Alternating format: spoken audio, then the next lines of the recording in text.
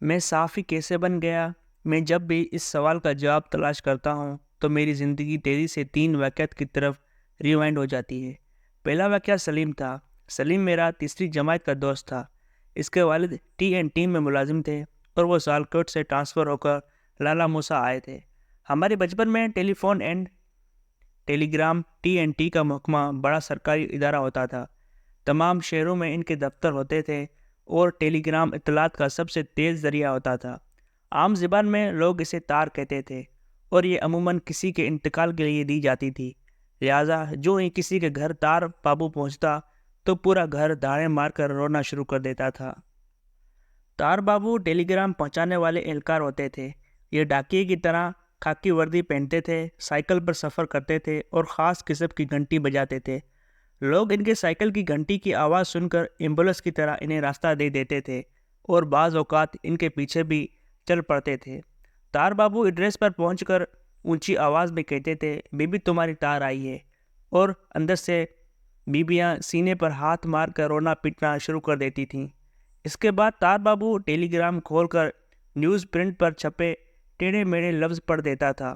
سلیم کے والد اس ڈپارٹمنٹ میں ملازم تھے اور وہ ٹرانسفر ہو کر لالہ موسیٰ آئے تھے۔ وہ ایک پڑھی لکھی فیملی تھی، اخبار اور کتابیں پڑھا کرتے تھے۔ سلیم کو بھی اخبار اور رسالے پڑھنے کی عادت تھی۔ وہ ہمارے اسکول میں داخل ہو گیا۔ وہ باؤ ٹائپ تھا، جبکہ ہمارے اسکول کھوتی اسکول تھا۔ ہم سارے کھوتے ایک جگہ جمع تھے۔ ہمارے استاد بھی ہمیں اجتماعی طور پر کھوتا ہی کہتے تھے۔ کلاس کے کھوتوں نے سلیم کا مذاق اڑانا شروع کر دیا اور وہ بیچارہ سمٹ سمٹا کر میرے ساتھ بیٹھنے لگا اور یوں ہماری دوستی ہو گئی۔ سلیم نے مجھے اخبار اور رسالوں سے متعارف کرایا اور جب مجھے دونوں کا چسکا لگ گیا تو اس کے والد خاندان سمیت سیالکوٹ واپس چلے گئے۔ میں آج سوچتا ہوں اگر سلیم میری زندگی میں نہ آتا تو شاید میں اخبارات اور میگزین سے متعارف نہ ہوتا اور شاید میں آج صحافی بھی نہ ہوتا۔ دوسرا واقعہ قریشی نیوز ایجنسی تھا۔ ہماری گلی کے آخر میں جی ٹی روڈ پر قریشی نیوز ایجنسی ہوتی تھی۔ وہ 2 بھائی تھے اور پورے شہر میں اخبار تقسیم کرتے تھے۔ ان کا نیوز اسٹال تھا جس پر تمام اخبارات بھی آتے تھے اور میگزینز بھی۔ قریشی برادر صبح جلدی اٹھتے تھے، لہٰذا انہیں دوپہر کے وقت بریک چاہیے ہوتی تھی۔ وہ ملازم افورڈ نہیں کر سکتے تھے، چنانچہ سلیم اور میں ان کے مفت ملازم بن گئے۔ ہم اسکول کے بعد ان کی دکان پر چلے جاتے اور وہ دکان ہمارے حوالے کر کے گھر چلے جاتے تھے اور ہم ان کے اسٹال پر بیٹھ کر سارے اخبار اور رسالے پڑھ جاتے تھے۔ اس دوران اگر کوئی گاہک آ جاتا تھا تو ہم اخبار یا میگزین بیچ کر رقم کاؤنٹر پر رکھ دیتے تھے۔ قریشی بھائیوں میں سے کوئی ایک شام کے وقت واپس آ جاتا تھا اور ہم اسے حساب دے کر واپس آ جاتے تھے۔ میرے بزرگ خالص دیہاتی تھے، انہیں کسی کے گھر یا دکان پر بیٹھنا پسند نہیں تھا، چنانچہ مجھے قریشی نیوز ایجنسی کی انٹرنشپ پر کئی بار ٹھیک ٹھاک پھینٹا پڑا، مگر میں اس کے باوجود ڈٹا رہا۔ تاہم سلیم کے والد کا رویہ مختلف تھا۔ انہیں ہمارا نیوز ایجنسی پر بیٹھنا اور پڑھنا اچھا لگتا تھا۔ میں آج سوچتا ہوں اگر قریشی برادرز نہ ہوتے اور سلیم مجھے اس پر نہ لے کر جاتا تو شاید میں شکیل عادل زادہ، محی الدین نواب، ابن صفی، مظہر کلیم، اظہر کلیم، الیاس سیتاپوری، الطاف حسن قریشی، مجیب الرحمن شامی اور جاسوسی ڈائجسٹ، سب رنگ، آداب عرض، جواب عرض اور خواتین ڈائجسٹ سے متعارف نہ ہوتا۔ مجھے پڑھنے کی عادت بھی نہ پڑتی اور میں آگے چل کر لالہ موسیٰ کی ساری لائبریریاں نہ کھنگالتا اور دنیا جہاں کے لٹریچر اور شاعروں سے بھی میرا لگاؤ پیدا نہ ہوتا، اور میں آج بیپاری ہوتا یا واپس گاؤں میں جا کر کھیتی باڑی کر رہا ہوتا۔ اور تیسرا واقعہ اس زمانے کے کالم نگار تھے۔ میں قریشی نیوز ایجنسی پر عطا اللہ قاسمی، نذیر ناجی، عبد القادر اثر، مجیب الرحمن شامی، ارشاد احمد حقانی، وارث میر، زید سیلری، ریاض بٹالوی، جاوید جمال لسکوی اور منو بھائی سے متعارف ہوا۔ میں نے بچپن میں ان لوگوں کو پڑھنا شروع کیا اور میرے استادوں نے مجھے تنزن، ماسٹر جی، ریڈیو پاکستان، نوائے وقت اور پروفیسر کہنا شروع کر دیا۔ وہ میرا مذاق اڑایا کرتے تھے۔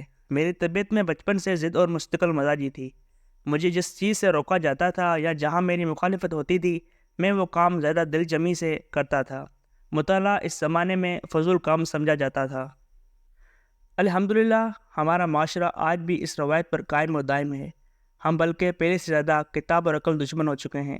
میں مختلف یونیورسٹیوں میں جاتا ہوں اور جب پروفیسروں سے پوچھتا ہوں آپ آج کل کون سی کتاب پڑھ رہے ہیں تو یہ جان کر بڑی تسلی ہوتی ہے ماشاءاللہ انہوں نے آخری کتاب 10-15 سال پہلے پڑھی تھی، اور وہ بھی شہاب نامہ یا موت کا منظر تھی۔ یہ شاید علم اور کتاب سے اس دوری کا نتیجہ ہے۔ پوری قوم مست ہاتھی بن کر ہر چیز، ہر روایت کو روند رہی ہے، اور کسی کو ملال تک نہیں ہوتا۔ بہرحال اگر میں اس زمانے کے کالم نگاروں سے نہ جڑتا تو بھی شاید میں آج صاف ہی نہ ہوتا۔ یہ لوگ تھے جن کی محبت مجھے اس پیشے میں لے آئی، اور پھر اللہ تعالیٰ نے مجھے عزت بھی دی، شہرت بھی، رزق بھی، اور اپنی ٹرمز اینڈ کنڈیشنز پر زندگی گزارنے کا موقع بھی۔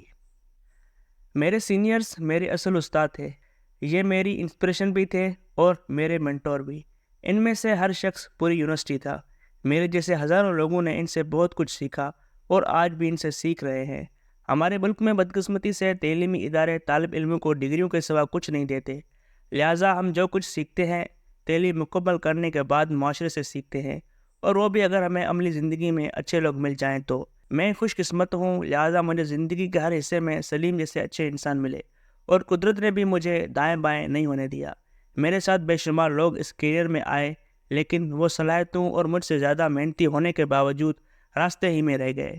میں آج جب اس کی وجہ تلاش کرتا ہوں تو اللہ کے خاص کرم اور سینئرز کی رہنمائی کے سوا کوئی دوسری وجہ نظر نہیں آتی۔ اللہ اگر مجھ پر رحم نہ کرتا، یہ اگر پتھروں میں بیج کو اگنے کی اجازت نہ دیتا، اور یہ اگر میری سینئرز کے دلوں میں میرے لیے محبت اور ترس پیدا نہ کرتا، تو میں بھی راستے کا رزق بن کر اب تک گمنامی کی قبر کی مٹی بن چکا ہوتا۔